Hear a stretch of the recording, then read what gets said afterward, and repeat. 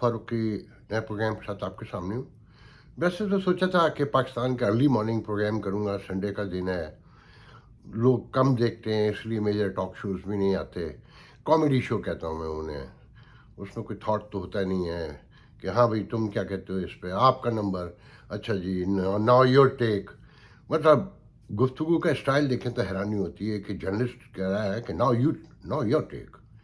तो एनीवे, मगर खान साहब हमेशा की तरह एक रेगुलर खिताब फरमाते हैं वीडियो के ज़रिए अपने बंकर से, जमान पार्क से, और नए नए मुशगाफियाँ करते हैं। तो मैंने सोचा कि खान साहब को कुछ चीज़ें याद करा दी जाएं, और अहले इमरान को भी कहना चाहिए। यूथ का लफ्ज़ तो मुझे अच्छा नहीं लगता, लोग नाराज़ होते हैं। चाहे सबसे पहले ध्यान में रखें कि खान साहब की मुखालफत करें तो नून वाले कहते हैं, वो खान साहब के लोग कहते हैं कि जी मैं तो नून का आदमी हूँ, पीपल्स पार्टी का आदमी हूँ। जब मुस्लिम लीग नून की, पीपल्स पार्टी की, किसी एमकेएम की मुखालफत करें तो इमरान खान का आदमी हूँ, इस्टेब्लिशमेंट का आदमी हूँ, तो इसका तो कोई इलाज नहीं है। ये तो मैं जानूँ, मेरा रब जाने, मेरा ज़मीर जाने, और आने वाले दिन फैसला करेंगे कि कौन किसके साथ था।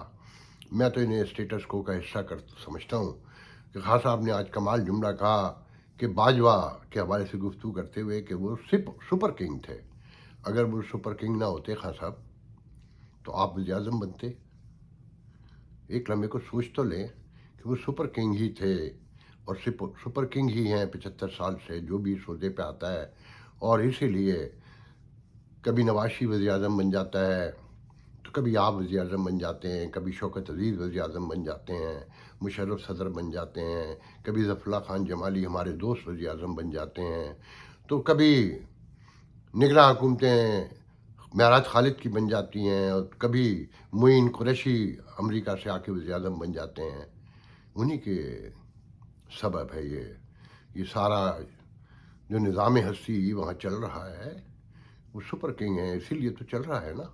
ये तो आपको सोचना चाहिए था कि अगर आप उन्हें सुपर किंग ना मानते, आप सियासतदानों के साथ मिलकर बैठते, इस मसले का हल तलाश करते कि इस सुपरमेसी को कैसे तोड़ना है, कैसे अवाम की उमंगों के ऐन मुताबिक नुमाइंदगी लेकर आनी है और अवाम की रिप्रेजेंटेशन पार्लियामेंट में लेकर आनी है, तो आज ये हालात ना होते, आप चिल्ला ना रहे होते। खान साहब बोलने से पहले तोलते हैं ना, ये तो बिगनिंग के क्लास की सबक था कि पहले तोलो फिर बोलो। अगर ये सुपर किंग ना होते तो शौकत तरीन का केस अदालत में जा सकता था, फैज़ अगर ना कहता, या जिसको आपने अंदर किया और जैसे जैसे किया वो सब कुछ हो सकता था। फवाद हुसैन फवाद जो अगर कहानी बयान कर रहे हैं अपने पहले टीवी इंटरव्यू में, वो सुने और उनका जवाब दें, बताएं कि क्या वो सब कुछ जायज़ था, क्या वो मुमकिन था कि जिस तरह कानून की धज्जियाँ बिखेरी गईं, और फिर ये एमकेएम आपकी इत्तेहादी बनती अगर वो सुपर किंग ना होते। ये जिनसे आपने सीटें छीन ली थी कराची में, जिनका मैंडेट चोरी हो गया था और वो आज भी रोते हैं, वो आपके साथ जाते। जिनसे आप नफरत करते थे वो आपसे नफरत करते थे। और क्या बाप पार्टी आपके साथ होती, या सिंध में जीडीए आपके साथ होती, वो किन के लोग हैं आपको नहीं पता था। और या फिर तहरीक अदम एतमाद से पहले सेनेट में वोट मेजॉरिटी के माइनॉरिटी हो जाते, वो उनके सुपर किंग होने के से पहले मुमकिन था ही है। या जो आप कानून साजी करते थे और आप अपने मुंह से कहते हैं कि फ़ोन करवाने पड़ते थे, तो ये पॉसिबल था खान साहब कि अगर वो सुपर किंग ना होते तो आपकी ऐन मर्जी के मुताबिक की कानून साजी पर आपके इत्तेहादी आपको आकर वोट देते।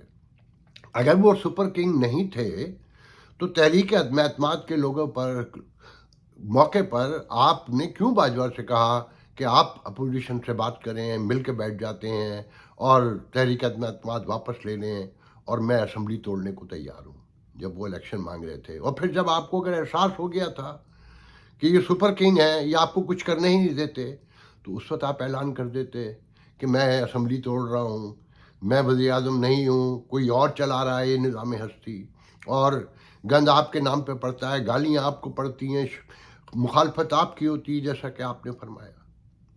हाँ साहब, कहने से पहले सोच तो लेते हैं, गौर तो कर लेते हैं कि آپ کی پارٹی کا جو پارٹی کا پہلا ممبر اپنے آپ کو کلیم کرتا ہے، محمود عوان، آج نام لے کر کہہ رہا ہوں، ابھی 2 سال پہلے لاہور میں، محترم ابھی بھی شاید وہیں ہیں، مجھے بتایا کہ میں نے پوچھا کہ بھائی تم تو پارٹی کے پہلے ورکر، تم نے پارٹی بنوائی، تو تم کونے میں ہو؟ کہنے یار دیکھو خان نے صاف کر دیا کہ بھائی آئیڈیلزم نہیں چلے گا، پہلے اقتدار لینے دو، اور یہاں اقتدار لینے کے طریقے بالکل الگ ہیں، تمہاری باتوں میں آئیں گے تو 97 جیسا حال ہوگا کہ ایک سیٹ بھی نہیں ملی تھی، تو تم لوگ خاموش بیٹھو۔ تو آپ نے اپنے بنیادی ساتھیوں کو خاموش کروا دیا، کونے میں بٹھا دیا۔ وہ ایک الگ بحث ہے کہ ان کی نظریات کیا تھے، ان کا آئیڈیلزم کیا تھا، وہ کتنے مخلص تھے، وہ ایک الگ بحث ہے، مگر یہ تو آپ کے بنیادی جو پارٹی پہلا ممبر اپنے آپ کو کہتا ہے محمود عوان، اس مودا ہمارے بہت اچھے دوست ہیں، نام لے کر پہلی بار کہہ رہا ہوں۔ اور پھر خان صاحب آپ کہتے ہیں کہ ہمارے دور میں گڈ گورننس تھی، چینی کا بحران یاد ہے، آٹے کا بحران یاد ہے، پیٹرولیم کا بحران یاد ہے، سانحہ ساہیوال یاد ہے، یہ گڈ گورننس تھی۔ اور بزدار گڈ گورننس کا ثبوت تھا آپ کی اپنی پارٹی میں، سب کے ہاتھ پہ حلف رکھ لیجئے اور پوچھئے کہ کیا وہ آپ کے اس فیصلے سے مطمئن تھے، یا جن لوگوں نے مخالفت کی، یا علیم خان سے لے کر جو آپ نے اپنے لوگوں کو جیل میں اندر کروایا، ایک دو واقعات تھوڑی ہیں۔ دواؤں کا اسکینڈل یاد ہے آپ کو؟ آپ نے کوئی تحقیقات کروا کے عامر کیانی کو سزا دی تھی، یا اسے معصوم قرار دلوایا تھا کہیں سے؟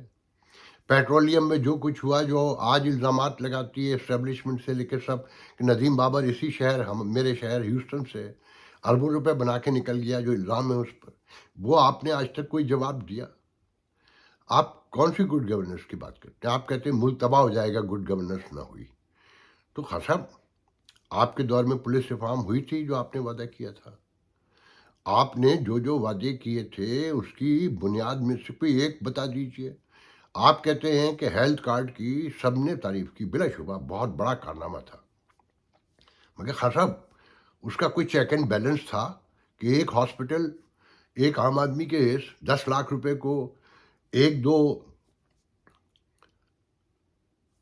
جانے کے اوپر ہی، دیکھنے کے اوپر ہی ختم کر دیتا تھا؟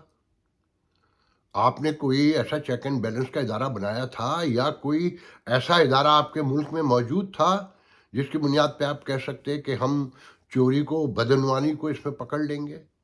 آپ نے غریب کے ہاتھ میں جن لوگوں کو کارڈ دیا، ان سے جا کے پوچھا کبھی آپ نے کہ ان پہ کیا گزری؟ 10 لاکھ روپے بھی ان کے ہاتھ میں نظر آتے تھے، وہ کچھ بھی نہیں تھا، انہیں بھگا دیا جاتا تھا، اور پرائیویٹ ہاسپٹل اس لیے کھل رہے تھے کہ آپ نے کھلی آزادی دے دی تھی کہ لوٹو جتنا لوٹ سکتے ہو۔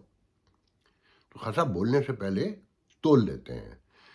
میں ایک ایک کر کے آپ کی باتوں پہ آتا ہوں۔ آپ کہتے ہیں کہ ہم میرے دور میں معیشت بہت اچھی تھی، ہاں، 5.7% اور 6% پہ جاری تھی، کووڈ کے دن تھے، دنیا بند پڑی تھی، پاکستان کو اللہ تعالیٰ نے بچا لیا تھا، ہم اس بحث میں نہیں کہیں گے، ہم پڑھتے، ہم آپ کی بات مان لیتے کہ آپ کی اسٹریٹجی تھی، کہ بقول آپ کے کہ فوج بھی اس میں آپ کے ساتھ تھی، سپر کنگ آپ کے ساتھ مل کر کام کر رہے تھے۔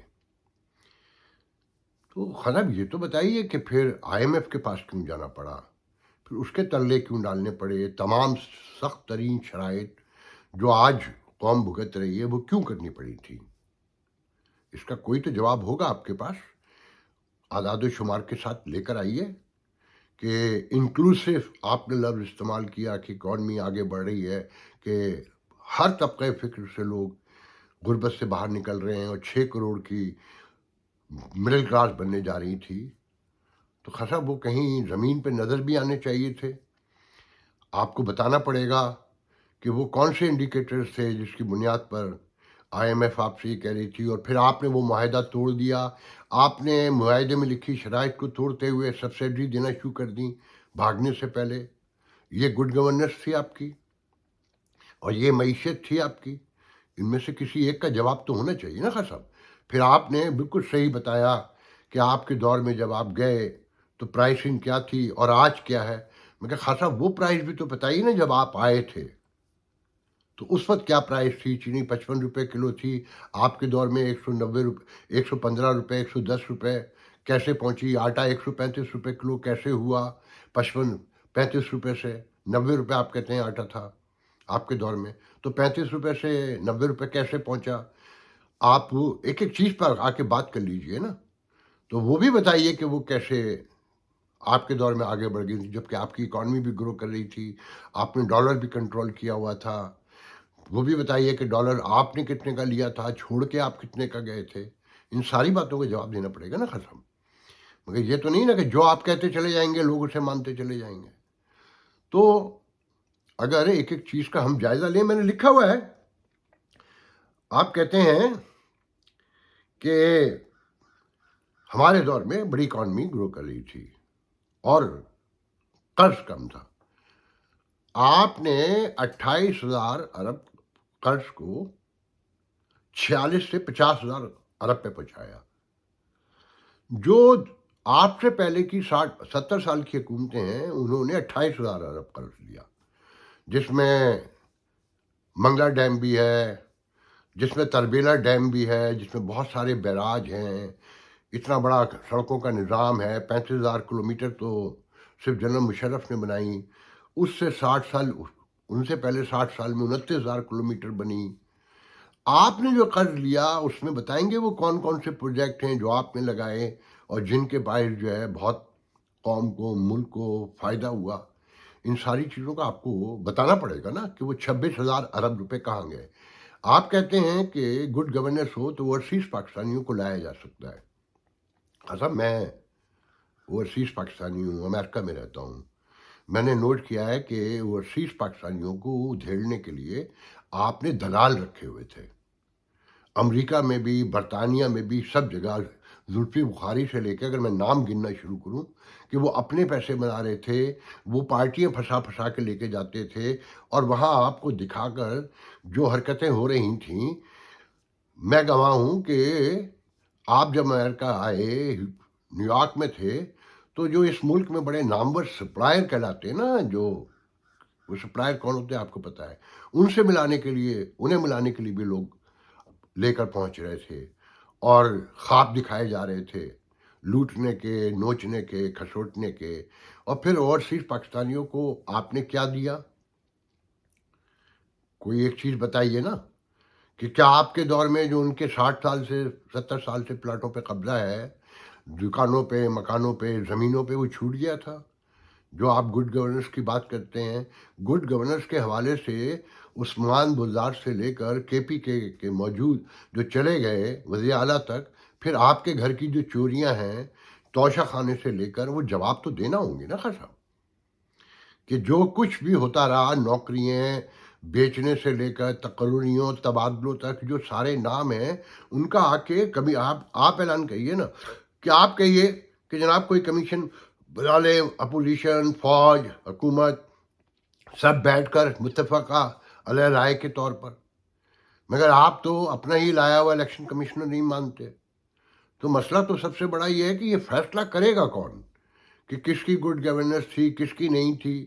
ہمیں یہ ماننے میں کہیں قطعی اعتراض نہیں ہے کہ آپ سے پہلے بھی بڑے پیمانے پہ لوٹ مار ہوتی رہی، اور جو آج بھی جاری ہے، اللے تللے ویسے ہی ویسے ہیں جیسے آپ کے دور میں تھے، آپ سے پہلے کے تھے، اور آج بھی وہی حکومت کر رہے ہیں جنہیں آپ سپر کنگ کہتے ہیں، کیونکہ آپ لوگ ایک دوسرے کو برداشت کرنے پر تیار نہیں ہیں، آپ ایک دوسرے کے ساتھ بیٹھنے کو تیار نہیں ہیں، اور یہی ایک فارمولہ ہے جو گزشتہ 70 سال سے جاری ہے۔ وہ اسی ایک فارمولے کی بنیاد پر آپ میں سے کسی ایک کو اپنے ساتھ ملا لیتے ہیں، اور آپ لوگ بخوشی مل جاتے ہیں اقتدار کے لالچ میں، اور دوسرے کو مارنا شروع کر دیتے ہیں۔ جب تک آپ لوگ مل کر نہیں بیٹھیں گے، ساتھ میں گفتگو نہیں کریں گے کہ ان کا راستہ کیسے روکنا ہے، آپ سارے معاملات پارلیمنٹ میں حل کریں گے، سڑکوں پر نہیں جائیں گے، فیئر فری الیکشن لانے کے نظام لانے کی کوشش کریں گے، جو جیتے گا اسے رسپیکٹ دیں گے، اور جو ہارے گا وہ اپوزیشن کا حقدار ہوگا، اس کی وہی رسپیکٹ ہوگی۔ صاحب گڈ گورننس ایسے نہیں آتی۔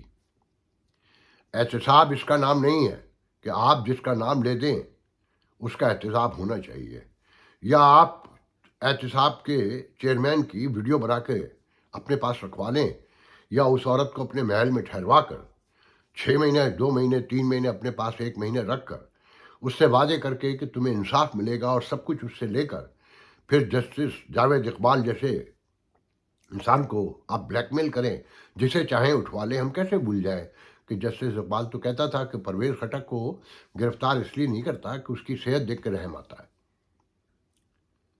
آپ ذرا غور تو کریں خان صاحب، یہ ریاست مدینہ جھوٹ پر نہیں بن سکتی. یہاں سے کوفہ نکل آیا ہے اور بہت واضح طور پہ دیکھا جا رہا ہے. امیر المومنین یزید بھی کہلاتا تھا، مگر وہ تھا یزید، اسے کوئی نہیں بھول سکتا. بہرحال پھر خان صاحب نے وائس آف امریکہ کو ایک انٹرویو دیا اور کہا ہے کہ سازش امریکہ سے نہیں آئی تھی میرے خلاف، پاکستان سے سازش امریکہ گئی تھی اور پھر رجیم چینج ہوا تھا. اور پھر خان صاحب فرماتے ہیں کہ دہشت گردی اس لیے آگے گرو کر رہی ہے کہ سیکورٹی اداروں نے غفلت کا ثبوت دیا ہے. خان صاحب کچھ تو رحم کریں، اس ملک پر ایک ایٹمی ملک ہے، سیکورٹی اداروں پر اتنا خوفناک آپ نے الزام لگا دیا، پوری دنیا کو شک میں مبتلا کر دیا آپ نے. مگر دنیا اندھی نہیں ہے، اسے پتہ ہے کہ آپ ہی ابھی چند روز پہلے کہتے تھے کہ آپ تو 40,000 لوگوں کو لا کر بسانا چاہتے تھے کہ انہیں بساتے نہیں تو کیا گولی مار دیتے. آپ کے کہنے پر آپ کے صدر نے، جو آپ کی پارٹی کا کارکن ہے، اس نے سزائے موت کے مجرموں کو چھوڑا اور بڑے پیمانے پر انہوں نے اجازت دی ملک میں آنے کی. اور آپ کی حکومت ابھی ماہ بھر پہلے تک قائم تھی کے پی کے میں، وہاں آپ کے وزیر بھتہ دیتے رہے مگر آپ چپ رہے، آپ نہیں بولے، آپ کی حکومت نے کوئی اقدام نہیں اٹھایا. آج آپ کہتے ہیں کہ سیکورٹی اداروں کی غفلت کے باعث یہ سب کچھ ہوا. کاش خان صاحب آپ بولنے سے پہلے یہ تو سوچا کریں کہ آپ کے چاہنے والے بھی کہیں دماغ تو رکھتے ہیں، وہ بھی سوچتے تو ہوں گے، غور تو کرتے ہوں گے کہ ہمارا لیڈر روز کیا کہتا ہے، کل کیا کہتا ہے، آج کیا کہتا ہے، پرسوں کیا کہتا ہے. ایک ایک بات جو ہے پکڑ میں آتی ہے خان صاحب. اب لوگ کلپ دکھا دیتے ہیں. آپ تو یہ کہا کرتے تھے کہ اگر مجھے حکومت نہیں چلانے دی اور کسی اور نے چلانے کی کوشش کی تو میں حکومت چھوڑ دوں گا. آج آپ کہتے ہیں کہ سپر کنگ وہ تھے، آپ نے چھوڑ دی نہیں تھی نا وہ حکومت. مگر خان صاحب آپ آخری لمحے تک چمٹے نہیں رہے، آپ دھمکیاں دیتے رہے، ترلے ڈالتے رہے، آپ نے تمام حربے آزمائے اور آپ اس کا اقرار بھی کرتے ہیں کہ آپ نے شوکت ترین کو کتنی بار بھیجا سمجھانے کے لیے. پھر آپ نے کب کتنی بار کہا کہ اپوزیشن کو بٹھائیں ہمیں ایک جگہ پر، میں اسمبلیاں تحلیل کرنے کو تیار ہوں. آج آپ کہتے ہیں کہ سپر کنگ وہ تھے، وہی تھے سپر کنگ تو آپ آئے تھے خان صاحب، ورنہ آپ آ سکتے تھے. آر ٹی ایس بیٹھ سکتا تھا اور جہانگیر ترین جہاز بھر بھر کے لا سکتا تھا ان کی مرضی کے بغیر. فیض حمید کالیں کر کے عامر لیاقت نے، آپ کے پارٹی کے کارکن نے، مرحوم نے کہا تھا کہ میں آیا نہیں ہوں، لایا گیا ہوں. تو خان صاحب بولنے سے پہلے کچھ تو غور کریں. بس آخر میں خان صاحب عرض یہ کرنا ہے کہ یہ تو ملک کی معاملات تھے، وہاں سپر کنگ تھے، جو عالمی برادری میں تعلقات خراب ہوئے ان کے بارے میں بھی ضرور بتائیے گا کہ آپ شہزادے کو گالیاں دیتے تھے اور پھر وہ آپ سے کیوں ناراض ہو گئے تھے. آپ ٹرکی کے ساتھ مل کر او آئی سی کے مقابلے میں ایک آرگنائزیشن آپ بنوانے کی کوشش کر رہے تھے مہاتیر محمد کی موجودگی میں انڈونیشیا میں، یاد ہے آپ کو؟ اور آپ ہیلپ لے رہے تھے سعودی عرب سے. تو کیا ڈپلومیسی اس بات کی اجازت دیتی تھی یا آپ کے ملکی حالات جو تھے اس بات کی اجازت دیتے تھے، آپ کو الاؤ کرتے تھے؟ یو اے کیوں ناراض ہوا آپ سے؟ چائنا سی پیک کے حوالے سے کیوں ناراض ہوا؟ یہ بہت لمبی تفصیل ہو جائے گی مگر آپ کو تو پتہ ہے نا.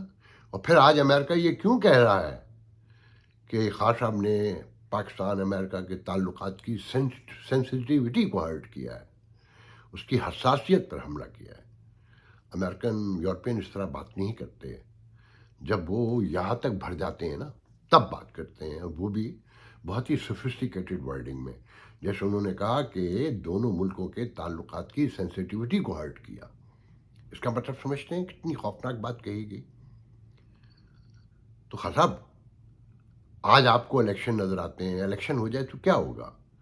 کیا آپ لوگوں کے درمیان تعلقات اس نہج پر ہیں اپوزیشن کے یا آج کی حکومت کے اور آپ کے سیاستدانوں کے درمیان وہ معاملات ایسے کہیں بہتر ہیں کہ پارلیمنٹ چل سکتی ہو، عدالتوں کے رحم و کرم پر کھڑی ہوئی جمہوریت، اس میں سپر کنگ کا کردار ختم ہو سکتا ہے؟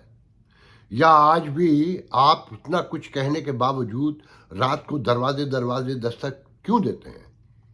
اپوزیشن اگر بے ایمان ہے، چور ہے، آج کی حکومت جو آپ کی اپوزیشن تھی ان کے معاملات عدالتوں پہ خود کیوں نہیں چھوڑ دیتے؟ آپ عدالتوں میں کیوں نہیں پیش ہوتے؟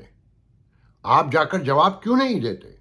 آپ کے حلف نامے بھی جھوٹے ثابت ہو جاتے ہیں، آپ کو شوکت خانم کے چندے کے حوالے سے بھی جھوٹ بولتے ہیں، عدالت میں کچھ کہتے ہیں، میڈیا پہ کچھ کہتے ہیں، سب سامنے آ گیا ہے نا۔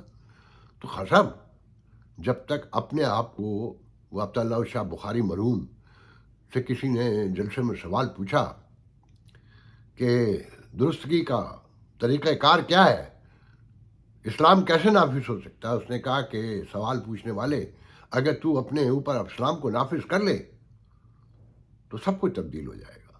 تو ہر شخص نے سب سے پہلے اپنے آپ کو تبدیل کرنا ہے۔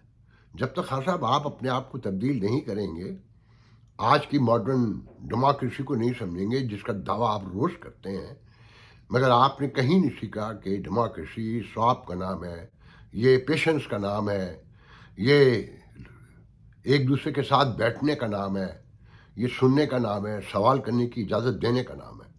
آج کے لیے اتنا بہت ہے، انشاءاللہ کل گفتگو ہوگی۔ اللہ حافظ۔